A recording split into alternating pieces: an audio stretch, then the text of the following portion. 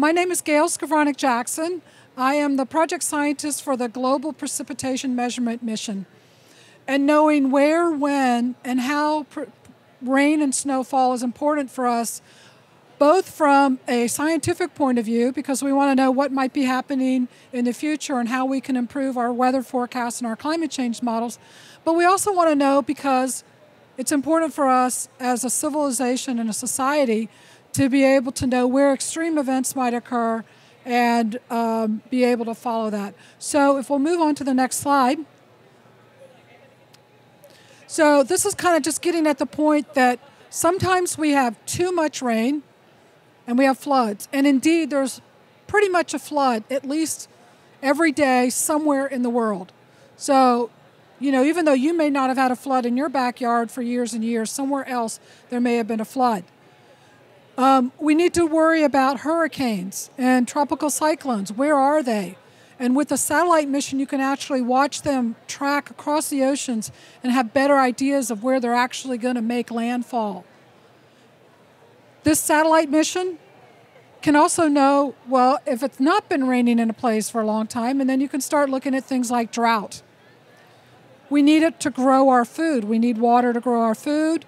If there's places in the world where there's not water, or we know that there's been water occurring, then we don't need to water the crops. In fact, one of our scientists has developed an application where it sends a little message out, a text message to phones saying, "Dear farmer, it's rained recently. You do not need to water your crops this week."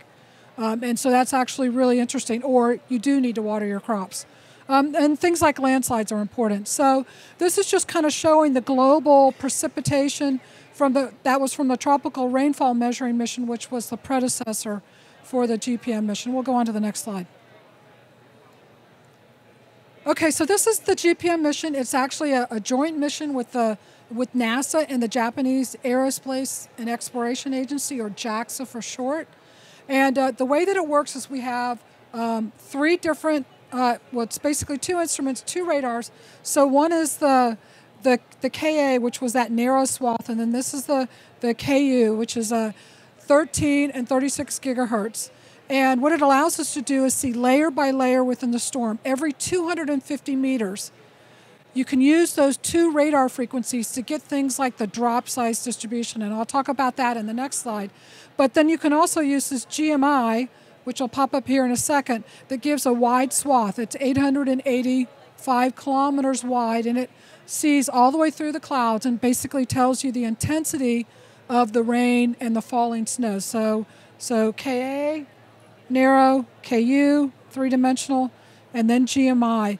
And when I go to middle schools and talk about this, I say that the GMI, the radiometer, is kind of like taking an X-ray through your body. So you take an X-ray of your arm, where the bones are really, really thin and small, like in your hands, it's going to be kind of a light white shadow, but the bigger bones are going to be darker. So it's like that with precipitation. So when it's raining really hard, you're going to see a really strong signal, and then where there's light raining, you see a little bit light. And then for the radar, actually, the radar provided by the Japanese, it's like taking a CT scan through your brain.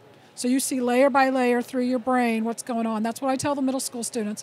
And then to wrap it all up, I tell the middle school students, just like a doctor uses X-rays and CT scans to diagnose what's happening in your body, we use our measurements to diagnose and understand what's happening within the cloud, within the precipitating cloud. All right, let's go on to the next one. Okay, so this one is all about the drop size distributions that we can obtain from within the cloud using the radar measurements. Drop size distributions can be described in an exponential or a gamma size distribution. Exponential, you need 2 parameters. Gamma, you need 3. With 2 frequencies, you can get 2 of those information. So if you're at the top of the cloud, typically the raindrops are pretty small, and then they get bigger as you go deeper. And so that's kind of what is showing here. And the way the radar works is it sends a little pulse of energy down. When it finds a raindrop or a grouping of them in bulk, if they're big raindrops, the return signal is a lot more intense. And so you can say those are big drops. And if it's a small signal, the return is less. And then they also time when the return happens. So it can actually be, all right, it's going down in the cloud.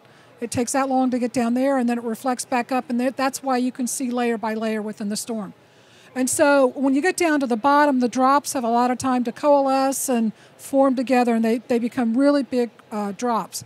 And so the beauty and the power of this radar is that you can see not only the small drops, which are kind of color-coded in the blue, but you can see also the larger drops and where they occur in the storm, both horizontally and vertically. And you can see that this is a real event that has this kind of drop size distribution in it. It's just been rendered in a way that you can see it better here on the hyperwall. Next slide, please. All right, so this is the Gpm Core Observatory, which is taking data. This is actually an East Coast snowstorm about 2.5 weeks after launch. We launched it late February 2014. And this is the first NASA mission specifically designed to measure falling snow. And so what you can see here in the greens to reds are liquid precipitation, and in the light blues to dark purples are frozen precipitation. And what you can see here is that you can see the melting layer, and then you can see that as you transition over to land, more on land, you can see all the snow at the surface. So we were very, very excited to be able to get this snow case just a few weeks after launch, and we've seen many more after that. I just particularly like this one because of the characteristics of it. Okay, next one. All right, so now we have the Gpm Core Observatory, which I've been talking about so far, and it is going to pop up here in a second. I think it comes up. Maybe that's it. No, I don't know where it is. There it is, the Gpm Core Observatory. It's coming around.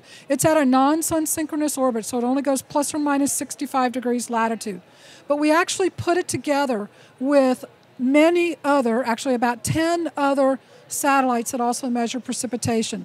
And they're what we call satellites of opportunity, their own agencies, domestic and international agencies, NOAA, DMSP, UMETSAT, launch these satellites, and they're willing to share their data with us so that we can get uniform estimates worldwide. If we'll go on to the next slide, please. And the way we do this is we use the Gpm Core Observatory with its radar to intercalibrate all of these other radiometers. So you just saw the Gpm Core Observatory. It goes, 65 degrees north and south is pretty high. It's the Antarctic Circle to the Arctic Circle. And now we're starting to paint on our world all the other precipitation estimates from all these other sensors. And you're going to see here it's kind of jerky and jumpy for a while. In a second we'll lose. So you can still see, like if you look, like in here, you can see that it's just jumping around a little bit and it's not smooth. But now it's finally smooth.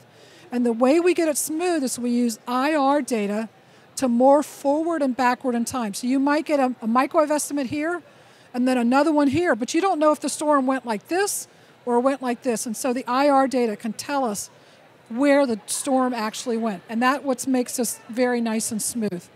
This data is available every 30 minutes. It's at a 0.1 by 0.1 degree grid box, which is 10 kilometers by 10 kilometers.